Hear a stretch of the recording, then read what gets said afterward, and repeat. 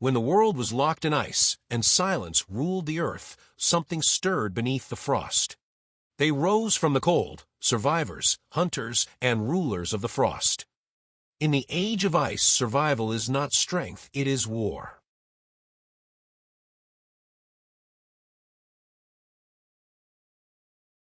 Tell us your thoughts. Who should rise as the true king of the Ice Age? The world locked in silence. Ice ruled the plains, and time moved as slow as the creeping glaciers. Here, survival was not a choice. It was the rhythm of existence itself. Among the giants came wanderers, smaller, fragile, yet filled with a spark unlike any other. They were not the strongest. They were not the fastest. But in their eyes, the world reflected.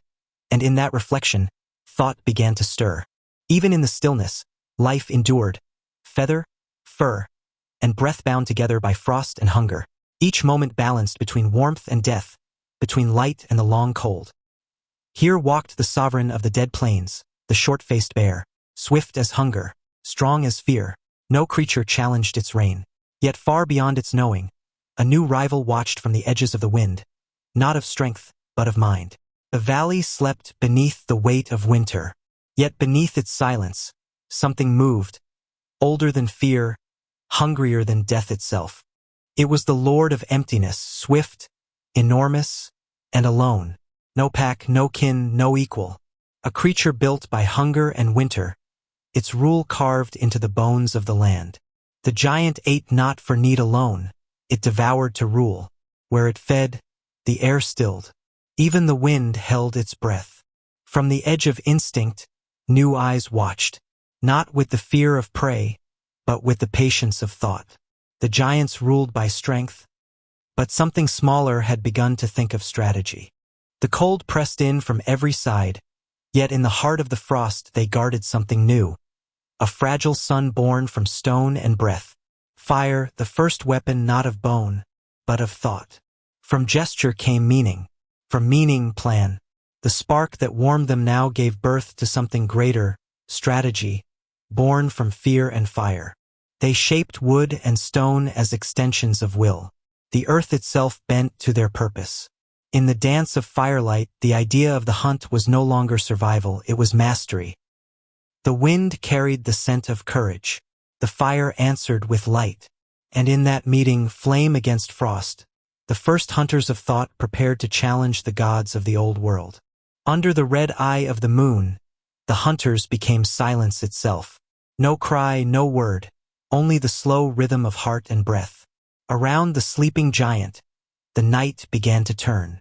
From the heart of the earth it came, the old power, the wild strength that had ruled for 1,000 winters. The god of the valley had awakened. The air itself caught fire with will. Flame met fang.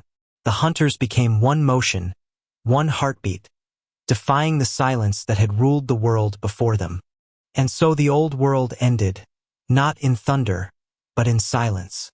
The giant fell, and with it the rule of fear. From that night onward, the fire no longer belonged to the earth. It belonged to them. The world held its breath as the first light returned.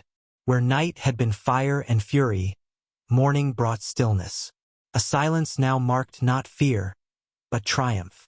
In the shadow of the giant, they honored strength with attention, not triumph. Their fire was no longer mere survival. It was witness, memory, and testament. The story was etched in stone. A memory of fire, a record of courage. Symbols born from necessity became the first language of thought, the first art in the long winter of the world. The hunt had ended, but the journey had only begun. The fire survived them. The story survived them, and in the dawn of the Ice Age, something more than survival had awakened. The giant's fall was more than death. It was provision. Each paw, each rib, each sinew was a gift of survival. Nature's ruler now nourished the fledgling intelligence that had dared to challenge it. No morsel was wasted. Every strip of flesh was planned, measured, and shared. Fire and thought now guided hands once driven only by hunger. Bones became tools, tools became extension of thought. In the shadow of the fallen giant, creation began. What had been strength was now transformed by cunning and fire. They had claimed the spoils, but more than sustenance had been taken. Fire, stone, and courage had reshaped the rules of the world. The valley would remember this night, and so would they. The hunt had ended, but memory endured.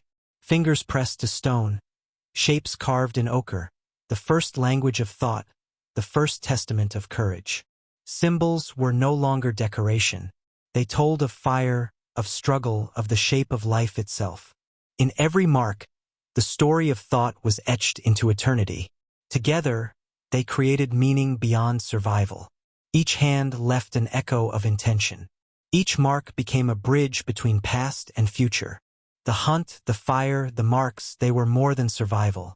They were the beginning of story, of memory, of culture. In the frozen world, the first chroniclers had emerged, and the giants of old would never be forgotten.